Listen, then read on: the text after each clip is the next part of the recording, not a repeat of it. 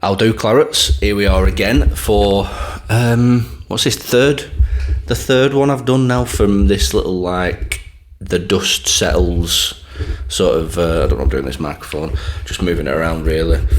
You probably hear me with that. That's probably right enough in it. Look, Burnley 2, Tottenham 2. I've not done one for a while, a couple of weeks, but I think I did pre-Liverpool game. Didn't really do one after that, so I've been busy working and stuff like that. So, we're unbeaten, I guess, if you could say that. Tottenham, United, Liverpool, 3 points on the board. It is all a little bit much of a muchness, a little bit too much, not enough, even too late. We need 3 points on the board, so I'd probably go on record now and sort of say this is our season over and done with.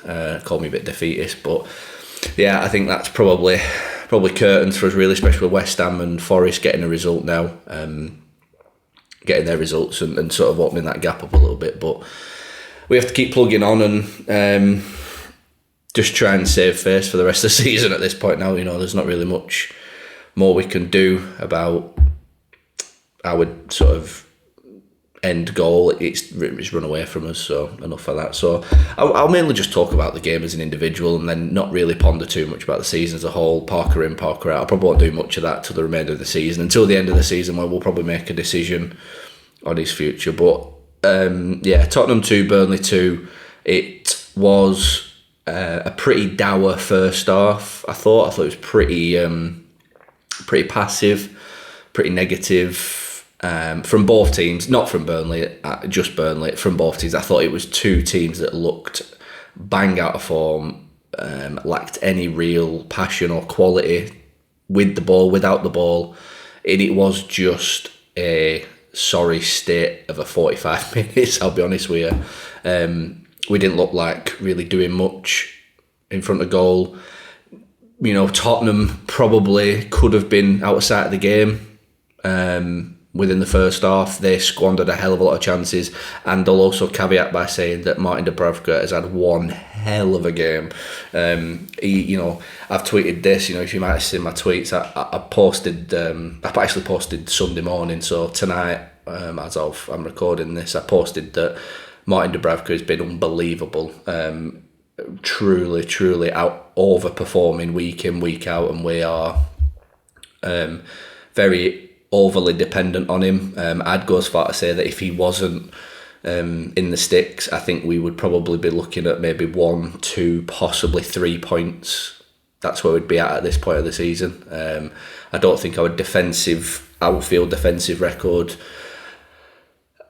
has been there to keep us in the games, and it's been breached time and time again. But yet Martin Dubravka's there, pulling off really big saves, and he's done that throughout the course of the season. You look at many different games. I thought the Bournemouth game was a specific game that he had a really good game at, and then this performance against Tottenham was unbelievable. And you'd probably be looking, if you're Newcastle, you should be looking at going, why did we let Martin Dubravka go? Because he's still got it. You know what I mean? He has not lost it. He's just got everything we need. And like I said, if it wasn't for him, we'd be sort of dead we are dead and buried, but we would really be looking at a pretty embarrassing points total. I think we'd probably be challenging for Derby's points record. That's sort of how crucial and how big Dubravka has got for us now. So, that double save he made was unbelievable in the first half. And like I say, Tottenham probably should have gone ahead and killed the game really from there. And their first goal comes from, quite frankly, pretty appalling defending.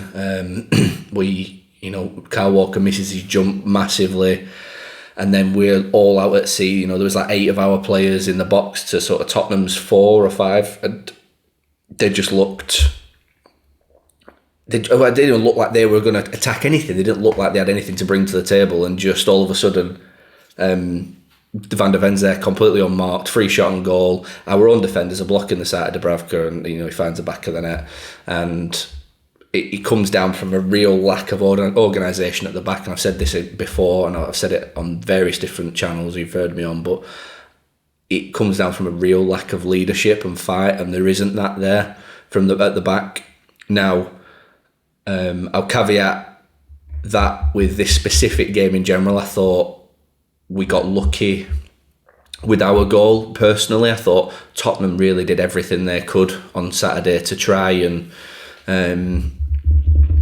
give us 3 points. Basically, they just, at every given opportunity, Tottenham wanted to give us the ball, and we just couldn't capitalise on that. I just don't know. We just lacked any sort of confidence going forward, and then we sort of get lucky again with Vicario rolling the ball out to Romero. It goes around his foot for a throw in. We play it in quick. Walker sets it, delivers it. And it's a sorry state of affairs, and I'm glad we got the goal. Like I said, I took a goal off someone's backside, to be honest with you, at the moment, and we got the goal through Tuanzebe being there. Like, why is our strikers not there? Like, I'm probably being over negative, but it shows that the attacking threat we have is so minimal that our probably worst centre half we have is getting on the end of the cross from Kyle Walker, which he hasn't been doing. The last time he's done one of them and worked was probably Leeds, and that was October. So yeah, but we were lucky to get that goal just before half time. And I think it would have been a very different game if we hadn't done. I think Tottenham probably would have ran away with the game at that point. I don't think we'd have come back into it personally, but hindsight's a wonderful thing. Maybe Tottenham would have thrown it for us. I don't know. Tottenham are just as bad as us. I felt they were one of the worst teams I'd seen come to the turf, if I'm being truly honest. Probably Spurs fans will probably stick a few comments on this video, but I think they were pretty poor. And then, to be fair, we come out the first half, look a little bit shaky first 5 minutes, and then we really settled into the game.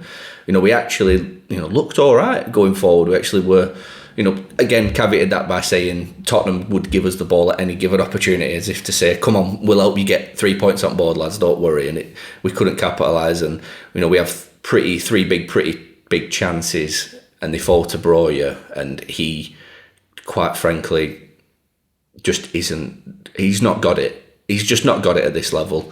He lacks all confidence. He lacks all sort of the ineptitude for a good Premier League striker. That clinicalness, that killer instinct. He's not got it. Just has not got it. And this experiment with him isn't working. We've paid a lot of money for him, and I know Parker has probably brought him in because he feels he could be the person to rejuvenate him as a man and as a person and get him back playing again, but he's not got the minerals. He hides behind defenders. When we're attacking we're attacking as a team, and I can see Edwards running with the ball, and Broja hides behind the centre halves instead of making the run beyond to free up space in front of the defenders or to drop in and get the ball. Or he just doesn't have the the word is, but he doesn't have the smarts that to do it, and it's just not working for us. That's fundamentally where we're at. It's just not working for us.